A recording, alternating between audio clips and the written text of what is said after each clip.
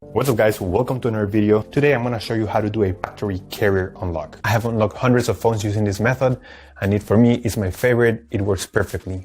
What a carrier unlock does, it allows you to use your phone with different providers. If you travel and if you want to switch SIM cards from a different company anywhere in the world, you just simply go ahead, you put your SIM card into your phone and your phone will work without any issues. So we're going to begin.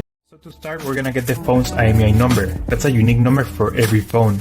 So to get it, simply dial *#06#. As you will see, your 15-digit IMEI number will appear in the screen of your phone.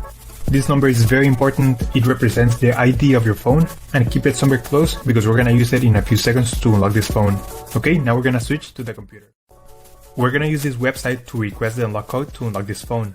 So first you need to fill in the information about the phone you want to unlock in this form. Processing times may always vary, so be very patient. It may be very fast sometimes, but sometimes it may also take a little bit longer, so just keep that in mind.